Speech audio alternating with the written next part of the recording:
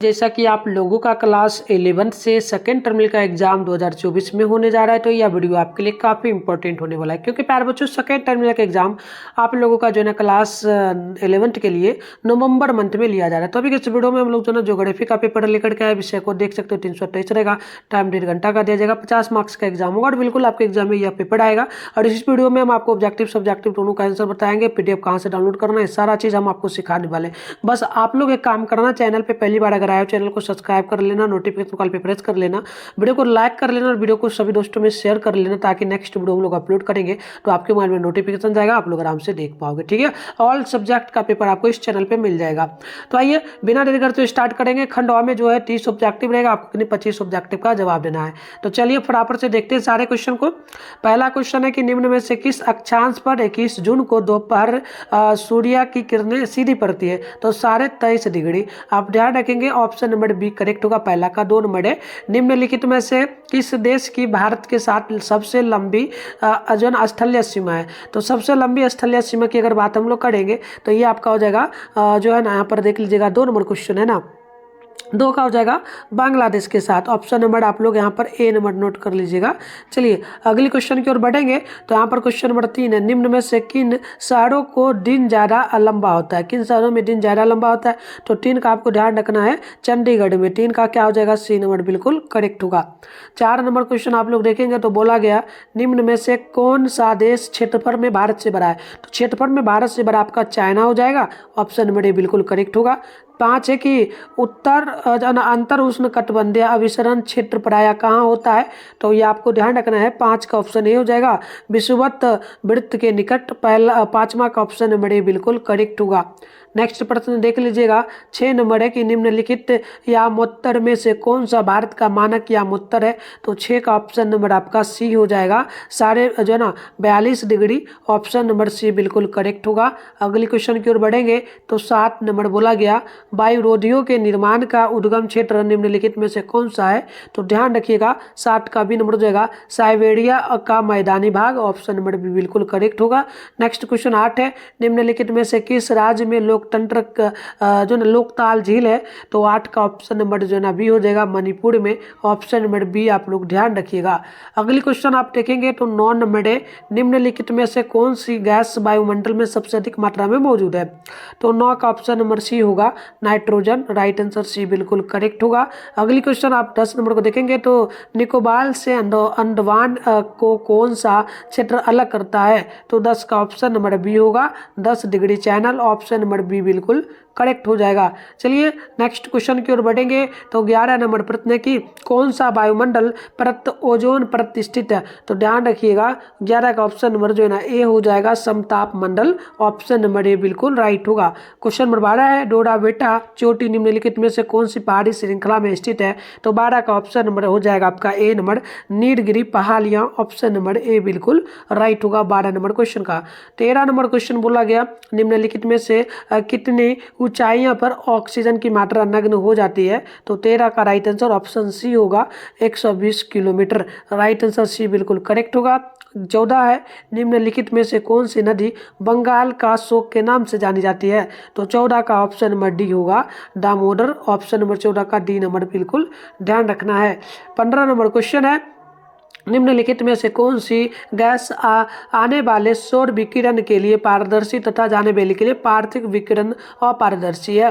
तो 15 का option number D होगा, यानी कि कार्बन डाइऑक्साइड, डी नंबर आप लोग ध्यान रखिएगा। क्वेश्चन नंबर 16 है, निम्नलिखित में से भारत में बहने वाली नदी की डरोनी सबसे बड़ी कौन है? तो 16 का ध्यान रखना है, सी नंबर हो जाएगा गंगा नदी, 16 का सी नंबर बिल्कुल करेक्ट होगा।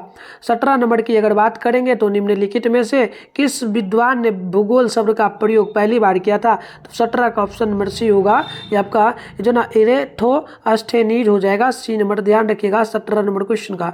नेक्स्ट प्रश्न आपका 18 नंबर बोला जा रहा है, निम्न में से कौन बंग जो ना झारखंड की राजधानी है? तो झारखंड की राजधानी आपका हो जाएगा रांची, ऑप्शन नंबर सी आप लोग ध्यान रखिएगा। क्वेश्चन नंबर 19 है, निम्नलिखित में से किस राज्य को सूर्योदय का प्रदेश कहा जाता है?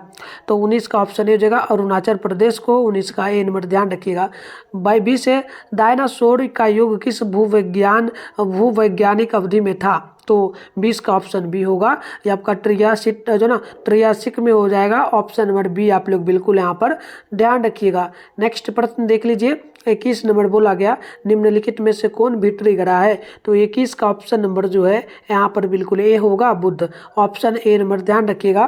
क्वेश्चन नंबर 22 है कि सर्वाधिक गाड़ी खान कहाँ अवस्थित है? तो 22 का ऑप्शन नंबर ए हो जाएगा, दक्षिण अफ्रीका में। ऑप्शन नंबर ए बिल्कुल करेक्ट होगा। 23 है महाद्वीपीय विस्थापन सिद्धांत किसने दिया? तो 23 का ऑप्शन नंबर ए बी होगा, होम्स ने। 23 का बी नंबर बिल्कुल आप याद रखिएगा। नेक्स्ट क्वेश्चन आपका 24 है, निम्न में से कौन सबसे जो है ना कठोर खनिज है? तो ध्यान रखिएगा 24 का ऑप्शन डी होगा, यानी कि टॉल्क। राइट आंसर डी बिल्कुल 24 का करेक्ट होगा। 25 है, निम्न में से कौन मृदा निर्माण का एक कारक है? तो 25 का ऑप्शन ए हो जाएगा, चट्टान। ऑप्शन नंबर ए आप लोग ध्यान रखिएगा। अगला प्रश्न 26 नंबर है, गारो और खासी पहाड़ियाँ किस राज्य में अवस्थित है? तो 26 का ऑप्शन नंबर ए होगा, मेघालय में। आप लोग 26 का ए नंबर ध्यान रखिएगा, ए नंबर बिल्कुल करेक्ट होगा। 27 है, आम्र बौछार किस राज्य से संबंधित है? तो 27 का सी नंबर देगा, असम से। सी नंबर ध्यान आप लोग 27 नंबर क्वेश्चन का रखिएगा। और प्यारे बच्चों, जिस नंबर पे भी कॉल आया था ना, आप लोग उस पर कॉल या मैसेज मत करना, क्योंकि वो लोग आप ही के जैसा स्टूडेंट है। क्योंकि नंबर वगैरह जो है हम जब पहले क्लास करवाते हैं उस टाइम देते हैं, तो उस टाइम वो लोग लिए होंगे क्लास से, तो वो कॉल किए होंगे, ठीक है। तो आप लोग मत करना, नहीं तो वो परेशान हो जाएंगे। एक बार ऐसा ही हुआ था एक बच्चे के साथ, वो बोले थे कि बहुत सारा कॉल आ रहा है, तो आप लोग मत करना ऐसा, ठीक है। चलो, तो आप लोग मत करना, हम जो है ना इसको होगा तो हाइड कर देंगे। अगर नहीं हो पता तो आप लोग मत कॉल करना। इसलिए अगला क्वेश्चन आपका 28 है, क्षेत्रफल की दृष्टि में विश्व में भारत का कौन सा स्थान प्राप्त है? तो वो 28 का आपको बी नंबर ध्यान रखना है, छठा स्थान बी नंबर होगा। अगला क्वेश्चन 29 है, क्रमबद्ध भूगोल की विचारधारा सर्वप्रथम किस भूगोल बेटा ने प्रस्तुत किया? तो ये मेरे को याद नहीं, आप छोड़ देना, अगर बना पाए तो बना लेना। अगला है, निम्नलिखित में से कौन भूकंप की तरंग नहीं है? तो भूकंप की तरंग जो आपका है पी हो जाता है, एस हो जाता है, एल हो जाता है, लेकिन बी नहीं होता है। डी नंबर है, पृथ्वी पर तापमान का आसमान वितरण किस प्रकार जलवायु और मौसम को प्रभावित करता है? चौथा है, भारत के किन्हीं 4 पड़ोसी देशों के नाम लिखे। नेक्स्ट प्रश्न आप लोग देखेंगे तो बोला गया 5 नंबर भूकंप क्या है। अगला क्वेश्चन है उष्मा संतुलन क्या है, और 7वां है समुद्र सम्मिल क्या है। 9 नंबर है भूगोल की प्रमुख शाखाओं के नाम बताएं। 9 नंबर है बिहार में बहने वाली 2 नदियों के नाम बताएं। 10 नंबर है स्थानीय पवन क्या है। तो ये था आपका शॉर्ट क्वेश्चन। अब आपका लॉन्ग क्वेश्चन, इसमें देखेंगे तो 11 से 15 तक क्वेश्चन है। आपको इसमें से 3 क्वेश्चन का जवाब देना है। 5 नंबर वाला है तो 15 नंबर आपको कंप्लीट यहाँ पर मिलेगा। तो आप यहाँ पर देखेंगे पहला क्वेश्चन 11 नंबर में कि नदी जल प्रदूषण के प्रमुख कारणों का वर्णन करते हुए इसे दूर करने के उपाय को बताएं। 12 नंबर है ऊष्मा बचत पर एक संक्षिप्त टिप्पणी लिखे। 13 नंबर है महाद्वीपीय विस्थापन सिद्धांत का वर्णन करें। और 14 नंबर है भारतीय मानसून की विशेषताओं का वर्णन करें। और नेक्स्ट क्वेश्चन आपका 15 है भारत के किसी एक भू आकृति प्रदेश का वर्णन करें। तो चलिए इसका आंसर हम लोग फटाफट से देखते हैं, और इसका PDF कहाँ मिलेगा सारा चीज़ सिखा देंगे। तो चलिए यहाँ पर शॉर्ट क्वेश्चन में पहला का उत्तर होगा वायुमंडल तथा पृथ्वी की उष्ण यानी कि उष्मा यानी कि हीट का प्रधान होता है, प्रधान स्रोत सूर्य है। सौरिक ऊर्जा को ही सूर्यताप कहते हैं। दूसरे शब्दों में लघु तरंगों के रूप में संचारित लगभग 3 लाख किलोमीटर प्रति सेकंड की गति से भ्रमण करती हुई प्राप्त सौरिक ऊर्जा को सौर विकिरण या सूर्यताप कहते हैं। 2 नंबर का उत्तर हो जाएगा भारत में नदियों को आपस में जोड़ने का सामाजिक और आर्थिक लाभ यह है कि बाढ़ और सूखे की समस्या को हल हो सकेगी, क्योंकि अधिकतम पानी उस जगह स्थानांतरित कर दिया जाएगा जिस क्षेत्रों में सिंचाई के लिए पानी की आवश्यकता है। अगली क्वेश्चन देखेंगे तो 3 नंबर का उत्तर होगा अतः पृथ्वी पर तापमान का आसमान विचलन जलवायु और मौसम को सबसे अधिक प्रभावित करता है। जहां तापमान अधिक पाया जाता है वहां उष्ण जलवायु मिलती है, किंतु जहां तापमान निम्न रहता है वहां शीत जलवायु रहती है। अगला है आपका 4 का उत्तर भारत और उसके पड़ोसी देश नेपाल, बांग्लादेश, भूटान, म्यांमार, श्रीलंका और मालदीव के साथ संबंधों की समीक्षा विषय पर आयोजित अंतर्राष्ट्रीय सम्मेलन में विदेश सचिव का बीज व्याख्यान होगा। चलिए बात करते हैं हम लोग 5 नंबर का उत्तर। तो भूकंप या भूचाल पृथ्वी की सतह को जो ना हिलने को कहते हैं, या पृथ्वी को स्थल मंडल में ऊर्जा को के अचानक मुक्त हो जाने के कारण उत्पन्न होने वाली भूभागीय भूकंपीय तरंगे की वजह से होता है। भूकंप बहुत हिंसात्मक हो सकते हैं और कुछ ही क्षणों जो ना कुछ ही क्षणों में लोगों को गिरा कर के चोट पहुंचाने से लेकर के पूरे नगर को ध्वस्त कर दे सकने में इसमें क्षमता होती है। तो ये 10 नंबर के लिए कंप्लीट आपका उत्तर हो गया। अब आपका लॉन्ग का उत्तर होगा, इसमें 12 का उत्तर है। उष्मा के प्रभाव के माध्यम से पृथ्वी अपने तापमान को संतुलित रखती है। इसी प्रक्रिया को पृथ्वी का उष्मा बचत कहा जाता है। पृथ्वी का प्रत्येक भाग सूर्य से समान मात्रा में सूर्य ताप प्राप्त नहीं करता है।